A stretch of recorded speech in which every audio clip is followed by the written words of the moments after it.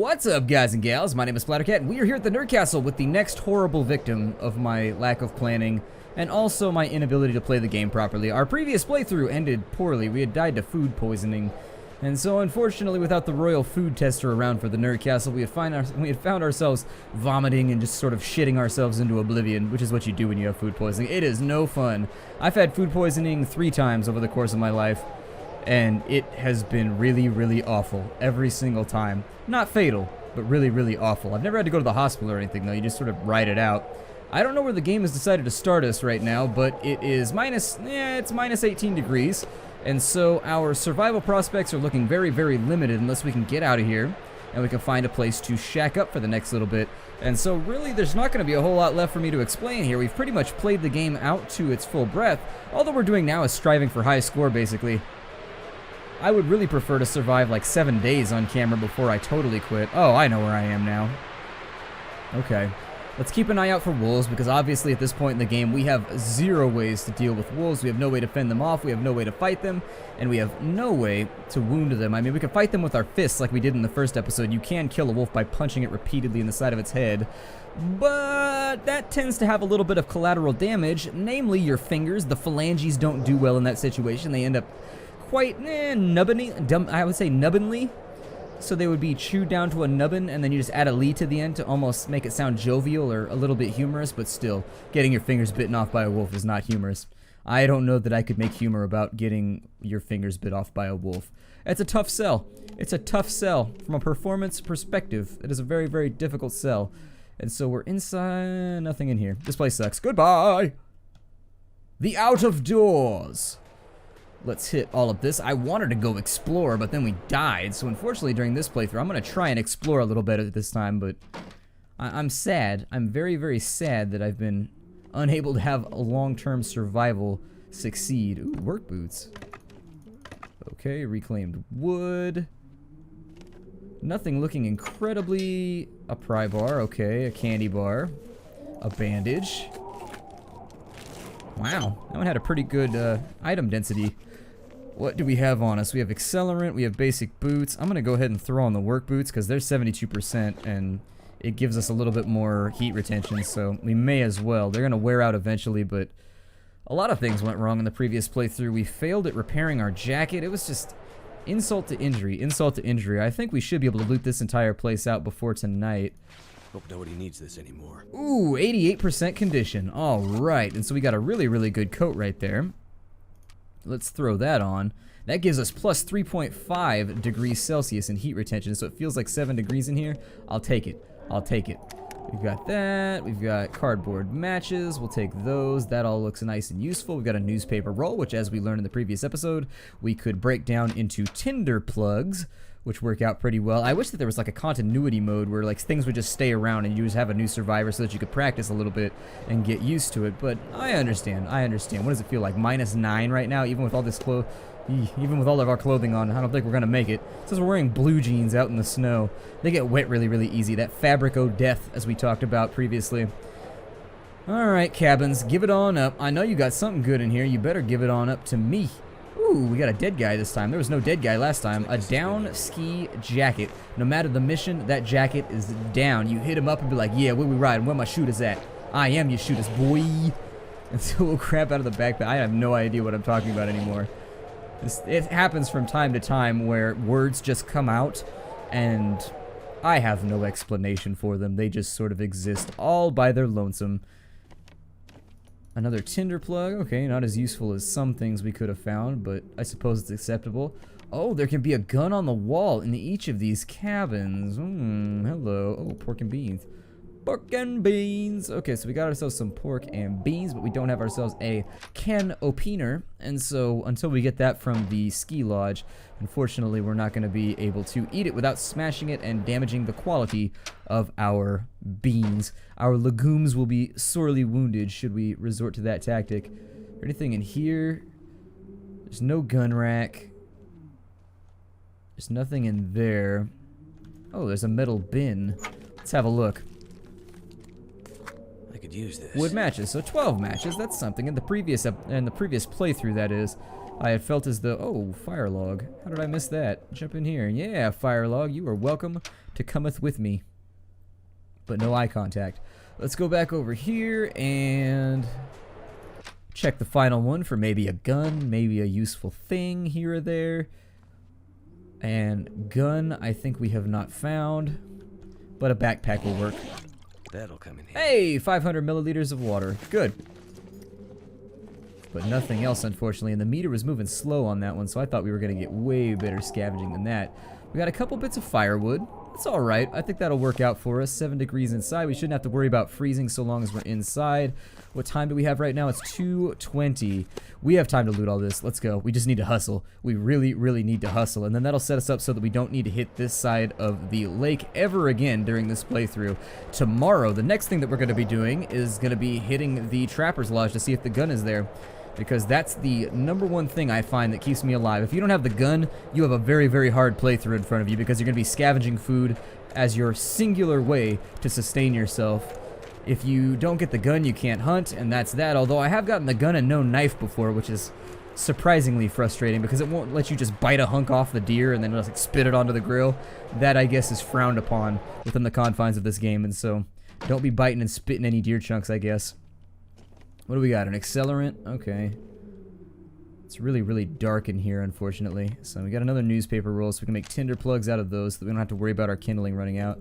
Got pork and beans. There's no gun on the wall. Always check the gun rack. Always check the gun rack. This time that you don't, that'll be the time that there'll be like a million guns. There'll be like a minigun up there. It'll be like, oh yeah, are you ready for the wolf invasion? And you're like, chick, chick, whirr. You get that thing spun up and just start annihilating fools. Yup. That's what this game needs. It needs a minigun with a hunting scope on it. It's totally pointless because I don't think you need to aim a minigun. I saw somebody fire, I think it was Arlie Ermy. That was back on that show he used to have on the History Channel where he just shot a bunch of big guns and they fired the minigun. And what impressed me about the minigun in real life was that the friction was so great and the fire was so rapid that it would set non-flammable objects on fire just by nature of the friction of the bullets passing through them. It was the craziest thing that I've ever seen. Like, you assume the bullets just kind of go through, but no.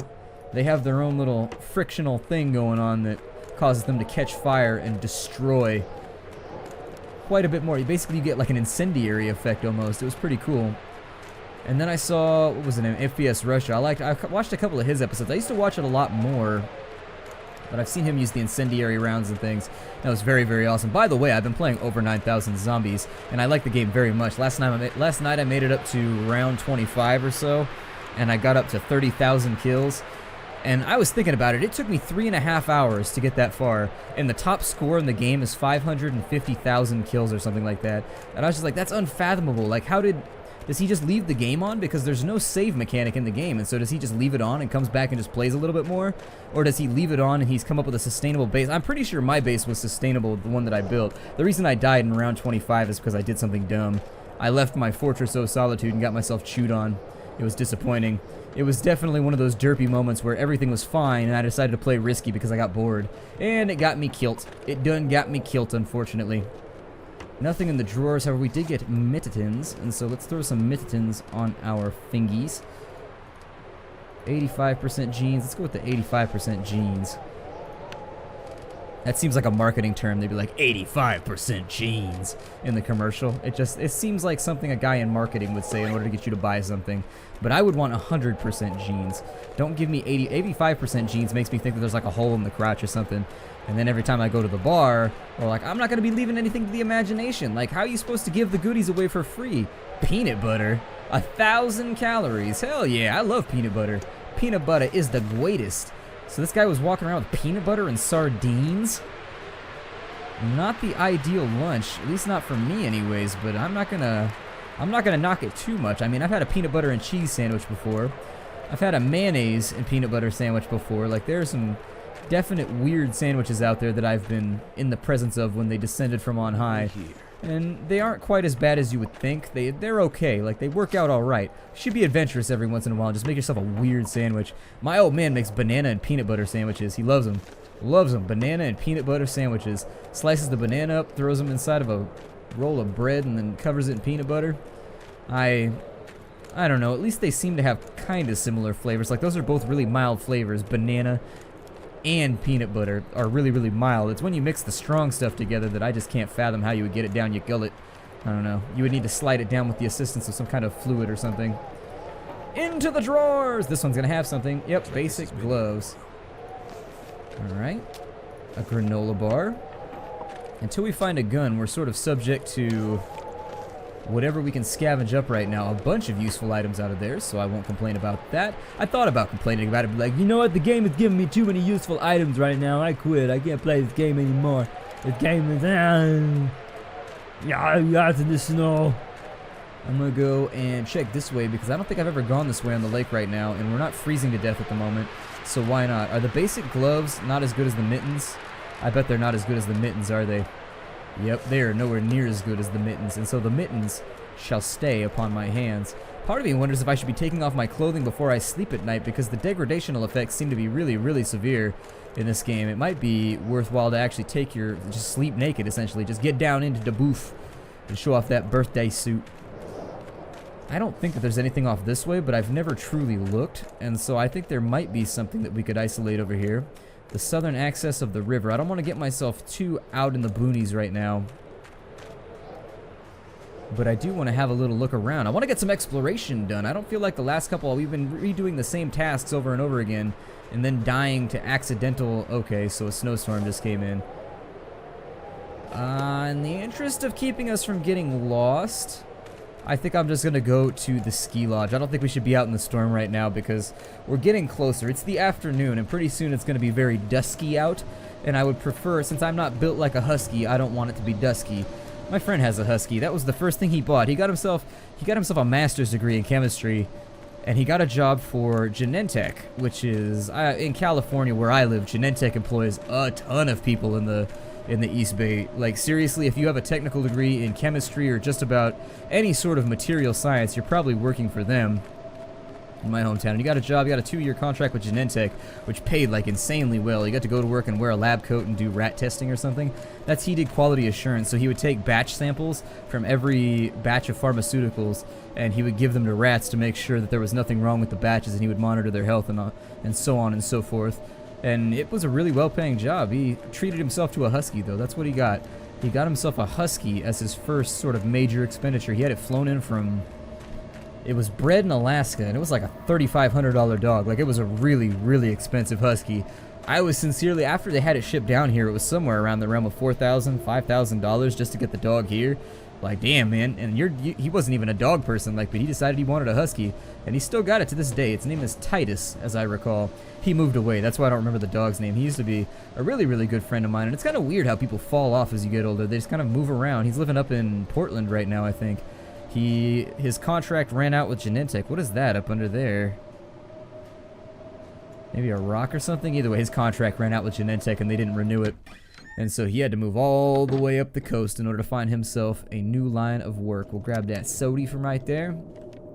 Let's go ahead and grab reclaimed wood. Okay, that's fine. We're going to go through some of the drawers, see if there's anything useful.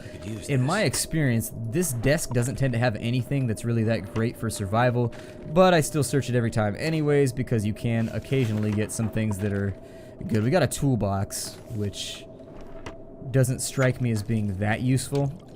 The toolbox is actually, I don't think it's implemented yet. We got a bunch of water and antibiotics from there, so that's good. A couple of accelerants. Nothing on that wall. Inside it feels like 9 degrees centigrade, so that's fine. We don't have to worry about freezing to death at those temperatures. It should be okay. We got the first can opener of many. Open up the cabinets. And nothing in the file cabinet, so unfortunately nobody's been filing their dinner. Some people overly pedantic like that. They've just got to file everything. They've got to have a sorting system for everything in life. And we got the dead guy, which is a good and a bad thing. It's a bad thing because there's like a zombie, a potential zombie in our house. It's a good thing because he has things that we can use on him, and so the flares are going to be our only defense against wolves until we find ourselves a gun. Wool long underwear, and so we got some long johns there. That's good. We've got some jeans, another pair of work boots. And it looks like clothing. It seems like you never get everything in this game. You never get everything. You always have a certain selection of goods. You either have too many clothing items, or you have too many bullets, or you have too many of something, but you're always out of something in this game. A thin wool sweater. Okay, so we can get our Mr. Rogers on. It doesn't look like it's a cardigan, though, so we can't. That's unfortunate. Won't you be my neighbor? But it's a mid layer, and so let's see, the cotton long johns we probably want to get rid of as soon as possible because cotton is never any good for you. Some gear. You will have to drop some gear, sir. You will have to drop some gear. Yeah, it's the steel tools and everything that are getting you in trouble. So wool long underwear, that's going to give us 9. I'm going to wear that for right now. Work boots we're already wearing. We got tinder plugs, we got sardines, we got Summit soda. I'll probably just drop these on the floor right here because what does it matter? We don't really need a toolkit. Actually, I can probably store some of this stuff. Let's throw the stuff that I'm not going to use. We'll actually do some organizational stuff right here just to kind of keep things where they go. Got a down ski jacket, which would be nice. I think this will probably be our... Let's just throw clothing in here, and we'll start salvaging later on. So let's go through a thin wool sweater. Oh, we already have a wool sweater. Okay, so we'll throw the extra one in there then, and once this one degrades, we'll swap it out. We'll salvage this one, then repair that one. Got a sewing kit. I'll probably throw that in there because we're not going to need it right now, and it's extra weight that I don't need to carry. A bunch of pairs of jeans. I'll probably just throw all of those in there for when we need them later. The cotton long underwear seems like it would probably be something I want to throw onto my frame, but we'll save it for later since we already got the wool underwear. Basic gloves we'll save for later. Basic boots we'll save for later. Oh, it's full. Go into the next drawer here. Basic boots. Basic gloves. Get my bandage back. I want to be giving away my band-aid right now. And I think that's everything.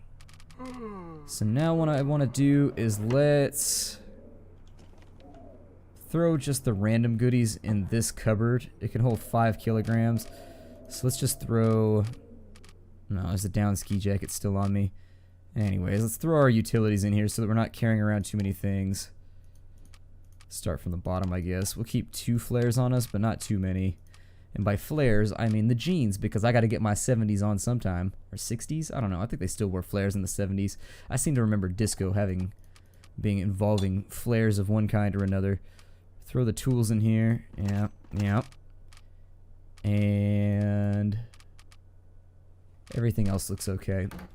Now we need to drop our food supply. We'll drop it over by the dead guy because sanitation! Drop you, candy bar. There we go. We'll drop all of those. We got the jerry can too. We do have a decent amount of food, so we might be able to make it. But I would rather stockpile now than worry about it later. We do have potable water, which is nice, so that saves us a whole bunch of sodas. So there's what we have. That is everything. We have that and nothing else. It's 4:40. I think what we could probably do right now is let's just forage around for wood for a couple hours. Actually, we don't have the... I don't think we have the caloric value right now to get away with foraging for too much wood. How much wood do we have on hand? We have 2 fire logs. And with the reclaimed wood... 5. We have 5 reclaimed wood. Actually, we might be alright on wood, although we don't even need to use it really right now because we have nothing to cook. And so let's just store it for later. I'd really like to think that I can make the run out to...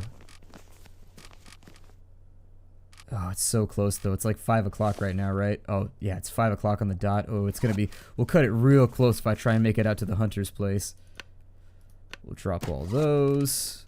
We will drop both of these. It's going to be close if we want to attempt it.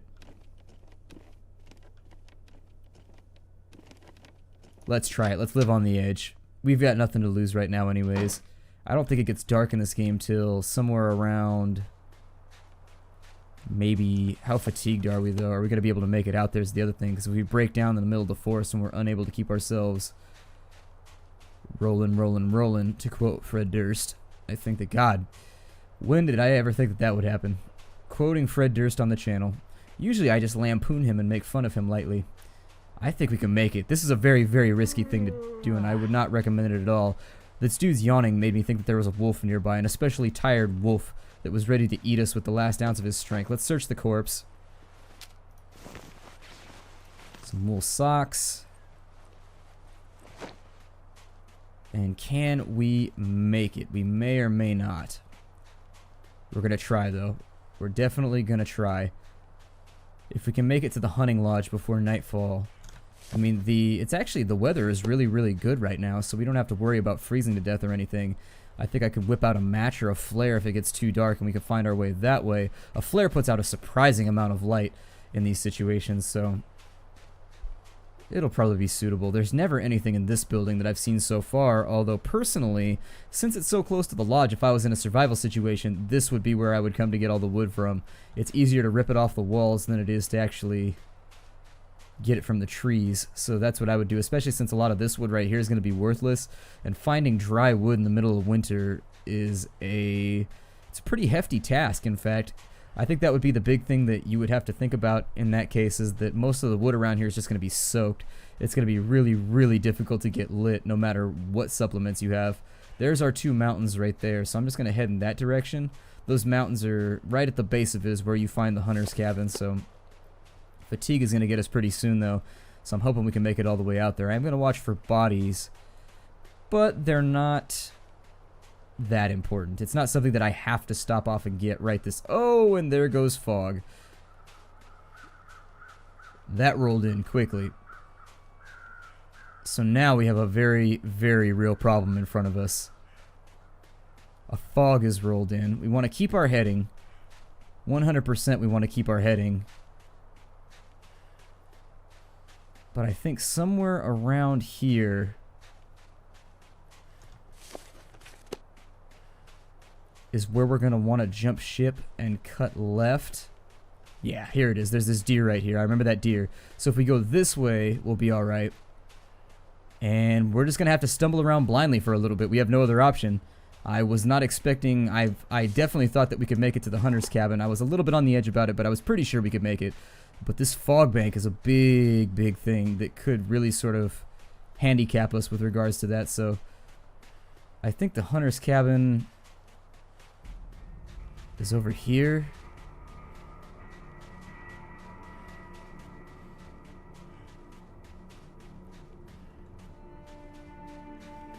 Yeah, there it is. I see the fence. Okay, so we made it. Ooh, that got a little intense for a minute. That got a little intense. I did something risky, though, and it saved us time, and it's going to pay off. I know this is going to pay off. Coming out here and finding out whether there's a gun or not is going to be... It's going to be major for us. I never realized this building was green. In we go! Okay, and so we've got a gun. Good. And so in the case that we didn't get a gun, I'd be very, very worried about our long-term survival prospects. But we got a gun, so... Now we just got to figure out if we got any bullets.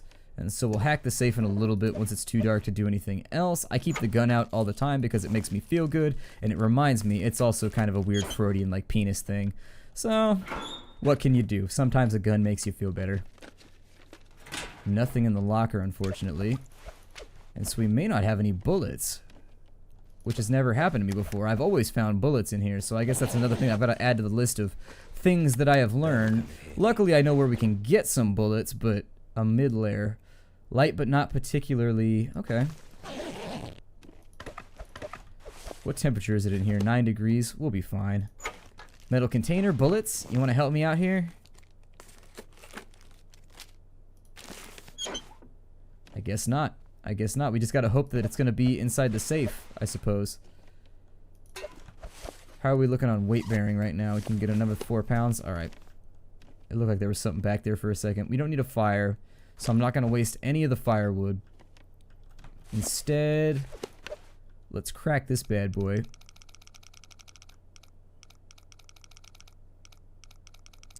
Oh, there it was. It's 32-ish. 32-ish. Sounds like I'm describing like a weight. I'm sorry, a waistline. Maybe I didn't reset it far enough. There we go. We're zeroed out. Okay.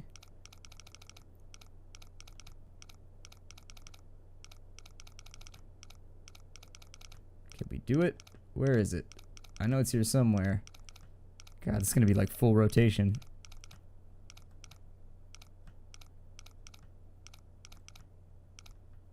There we go. So now we go back to the right. Hopefully it's close. Come on. Give me your goodies. 5 bullets. 5 bullets would last me an inordinate amount of time. There we go. What have we Okay, here? so 10 rounds. Ooh, 10 rounds. Okay. All right.